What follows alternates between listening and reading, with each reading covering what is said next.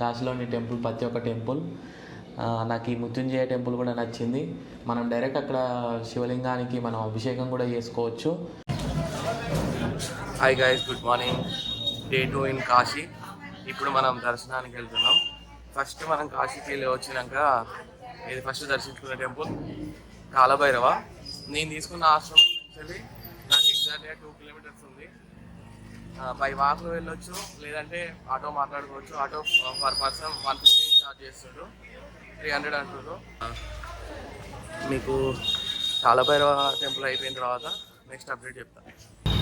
మనం రోడ్ పైకి వచ్చిన తర్వాత ఇంకా ఆటో మాట్లాడుకోవడం ఇంకా బెటర్, ఎందుకంటే ఇక్కడికి వచ్చిన తర్వాత ఛార్జెస్ ఇంకా తగ్గినాయి. పర్ పర్సన్ 100 రూపీస్ అని అంటారు. రిక్షా కూడా ఉంది. రిక్షా అయితే 2 మెంబర్స్కి 100 రూపీస్ ఛార్జ్ చేస్తాడు కాలభైరవ టెంపుల్కి. మనము ఏది ప్యాకేజ్ లెక్క కూడా మాట్లాడుకోవచ్చు.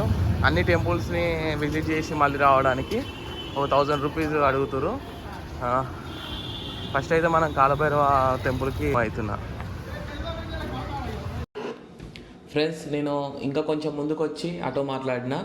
నాకు 2 మెంబర్స్ కలిపి 150 ఛార్జ్ చేసిండు. అంటే మనం ఈ 2వ ఆశ్రమంలో నుంచి వెళ్ళి ఒక 200-300 మీటర్స్ నడుచుకుంటూ వచ్చినామంటే ఆటో ప్రైజెస్ అనేది చాలా తక్కువ ఉంటుంది.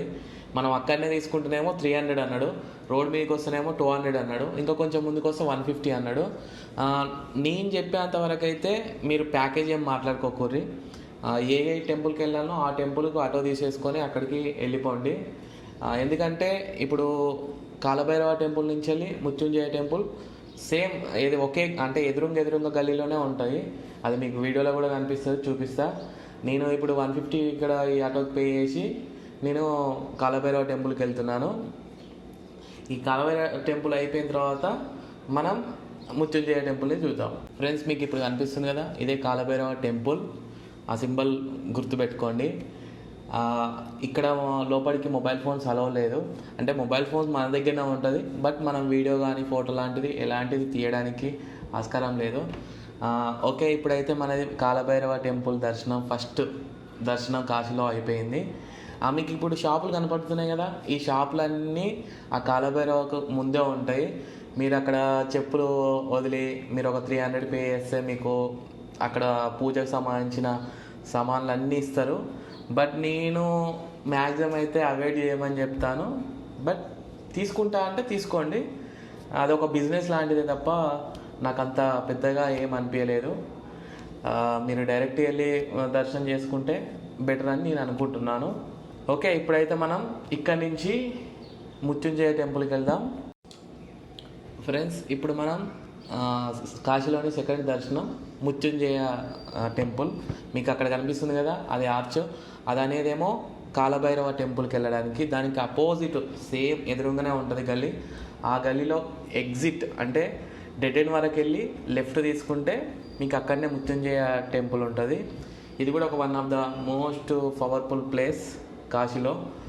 ఈ టెంపుల్లో ఒక స్పెషల్ ఉంటుంది. అందులో ఒక బావి ఉంటుంది. ఆ బావిలో మన దేశంలో, అంటే మన భారతదేశంలో ఉన్న అన్ని నదుల నుంచి వెళ్ళి వాటర్ ఆ బావిలో ఊరుతుంటుందంట. ఆ వాటర్ మనం తాగితే మనం మృత్యుని జయిస్తామని అక్కడ ఉన్న వాళ్ళు చెప్తారు. మీరు ఈ టెంపుల్లో మీరు సెల్ ఫోన్ కూడా ఫొటోస్ తీసుకోవచ్చు, వీడియోస్ తీసుకోవచ్చు. మొబైల్స్ అలా ఉన్నాయి. కొన్ని టెంపుల్స్లో లేవు, కొన్ని టెంపుల్స్లో ఉన్నాయి. మీకు ఫొటోస్ తీసుకోవాలంటే తీసుకోవచ్చు, నో ప్రాబ్లం. మీకు ఎదురుగా కనిపిస్తుంది కదా, ఇదే మృత్యుంజయ టెంపుల్. లెఫ్ట్ సైడ్లో ఉంటుంది ఎంట్రన్స్. కాశీలోని అన్ని టెంపుల్ అయితే చాలా నీట్గా క్రిస్టల్ క్లీన్గా ఉంది. నాకు నచ్చింది కాశీలోని టెంపుల్, ప్రతి ఒక్క టెంపుల్. నాకు ఈ మృత్యుంజయ టెంపుల్ కూడా నచ్చింది. మనం డైరెక్ట్ అక్కడ శివలింగానికి మనం అభిషేకం కూడా చేసుకోవచ్చు.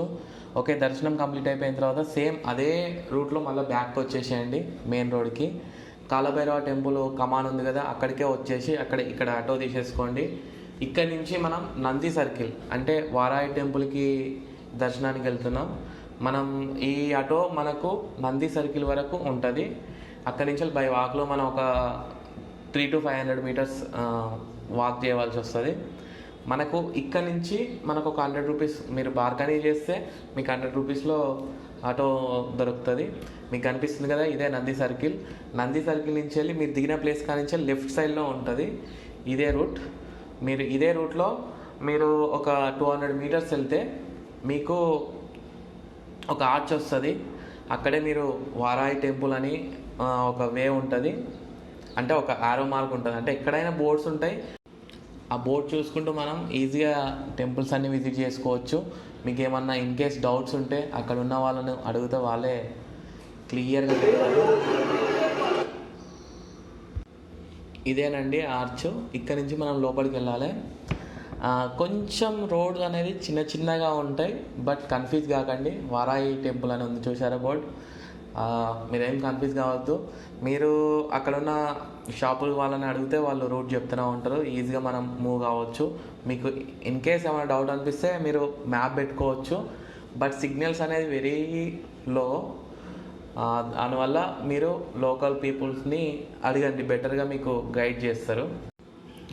వారాయి టెంపుల్ చాలా పవర్ఫుల్ మాత.